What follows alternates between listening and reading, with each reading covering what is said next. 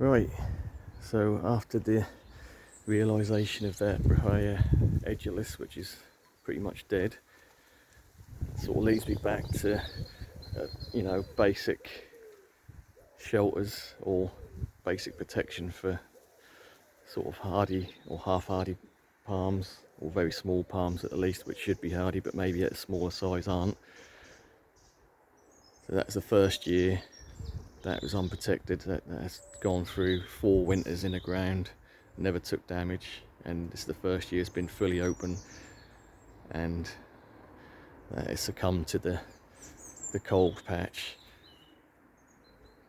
But what I wanted to stress is, I mean, I know if you're new to tropical gardening, maybe you've spent some money on some plants, and if you have lost any over the cold period, is don't let it put you off. And that does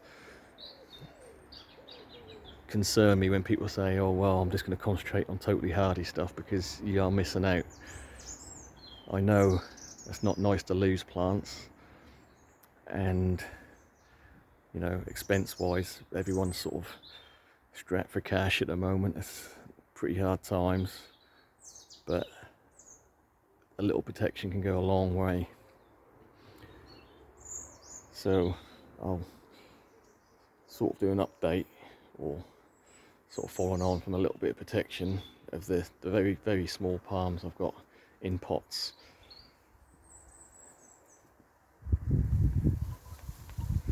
So again, I want to stress that don't let 1 or 2 week cold patch dictate the whole year of gardening. If you want a certain plant and that gives you that tropical vibe, but it's not quite hardy or it's half hardy, it's not really that difficult to just protect it for a limited period of cold. So you can't let 1 week out of the whole year ruin the whole effect of what you want to achieve. So for me, losing a plant here and there, I'd still rather do that and have the plants I want in the garden, rather than just be dictated to by totally hardy stuff. So I'm always still gonna zone push, if you like. I'm always gonna test things and experiment with things. And like I say, just as we can see with the Bootea there, just a basic shelter like that, which you can leave up all winter. That will do the job. That'll make the difference between a palm staying a bit drier and pulling through winter, or if that's totally open, like the Bootea edulis we showed in yesterday's video, which was sheltered for the first 4 winters and then opened this winter, and that's the cold and wet is enough to kill that off. So just keep the stuff a little bit drier and a little bit more frost free, stopping that frost collecting on the leaves, can make all the difference. So this is my point exactly here. We have got a selection of very, very small palms in pots, so they're not as hardy as palms in the ground, and yet these are all going to pull through no problem through the -4s we had. So the only thing that's protecting these is a perspex sheet, which is on a wooden frame, and it is screwed to my seating area here, so it's not going to blow away. So we can see we're still getting good light due to the low angle of the sun, so we're still getting good light levels, and the stuff at the front is still getting a bit of moisture. When it does rain, it's still getting wet at the front, but at the back, to be fair, I haven't watered all winter, so some of these Trachycarpus, for instance, right at the back, I'm going to have to give them a water at some point. But in general, these have just been tucked in here, and that is all. So I'll go through a couple of the species and we'll see what we think is going to be hardy long term. So these are, everything underneath here has been grown from seed by myself between, I'd say, 2 and 4 years old. and yes, they are very small for that. If say 4 years, I mean, these are small and they would grow quicker in the ground, but I wanted to produce a really hardy palm rather than just something you're going to chuck in the ground and lose in the first year if you forget about it and sort of forget to protect it, as it were. But anyway, let's go through the species we've got. So we've got the good old Canary date palm. These are grown from seed 3 years ago, so these are 3 years old, so they're not huge by any means, but what they are is going to be a lot tougher and a lot hardier than anything you'll buy at your garden centres, and you quite often see them in the garden centres. They're probably only 1 or 2 years old and they're stretched and they're 3 foot tall, but what you'll find with that is the new foliage that comes out will only be half the size of the original foliage it came with, because they've been grown in a false environment with not enough light, so they're stretched. They look like bigger plants, but in general they're going to look funny for a good few years until the new foliage catches up with the old foliage, if you get my gist. Anyway, so we've got a lot of Phoenix canariensis, all grown from seed. This is a troubled one which I pulled out the garden. Didn't get a lot of root with it, but I believe that's going to come back. There's a bit of green in the stem there. So that's the story with that one. So these Trachycarpus, I'm going to say these are 4 years old from seed, and you'll think they're big and tiny. Well, yes they are. The fact of the matter is some of these are true Waggy, some of a cross Waggy with Fortunei, and some will be straight Fortunei.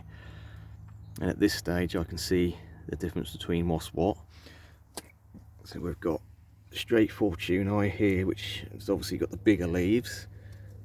We've got a cross here, which is slightly thicker leaves, more sort of short rounded. I don't know if this will come out on camera because of the light. So that's a lot stiffer. So that's, I'd say, is going to be a cross, along with the one next to it. And then these real small ones, these are going to be true Waggies. So these are a lot smaller again. So even though these batch of seeds are all grown at the same time, we've got 3 distinct different forms and different growth rates. Right, so we've got the Phoenix canariensis, we've got the Trachycarpus species here. There's the odd cactus and stuff in between.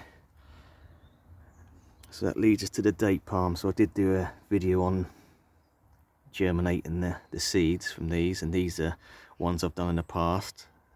Some of these will be 2 years old or 1.5 years old, and some will be 2.5 years old.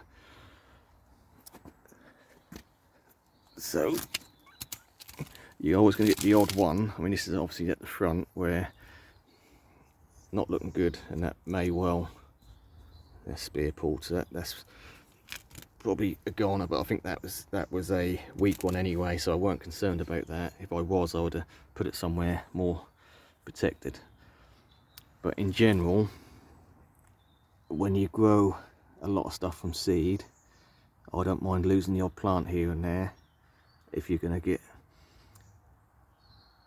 say if you do a batch of 10 seeds and you lose a couple, that's no big deal, because what that's going to do is weed out the weaker ones and just leave you with the hardier, stronger ones. So a lot of these, so these are true edible date palms. Other than overhead protection of this, no protection, you know, that they're open, they've got the winds, they've got the temperatures, they're just not getting the damp, and that's going to make the difference between living and dying with these palms, because they do like it on the dry side. So again, we've got, I'd say this one and this one are going to be about 2.5 years old, and then we've got some smaller ones which are only going to be about 1.5 years. But again, all pretty good, pretty green. And then at the very end here, we've got the Washingtonia filibuster. So these are basically just the runts of the litter which I didn't move on last year, so I still may well keep these for myself, because I've only got one in the ground of the filibusters, or true filibusters. I know a lot of the Washingtonia robustas you buy are probably going to be slightly intermixed with the Phyllophera, but these are true 50-50 crosses, so it gives you the best of both worlds, as it were. I'll give you the cold hardiness of the Phyllophera with the more damp tolerance of the Washingtonia robusta. Well, that's the theory anyway. I have found that the one I've got in the ground is smaller than the ones in the pots here, but that's pulled through the freeze period we just had without much damage to the leaf, and it's, you know, it's had 2 winters in the ground, so it's still alive, so it is hardy, you know, for such a small size palm.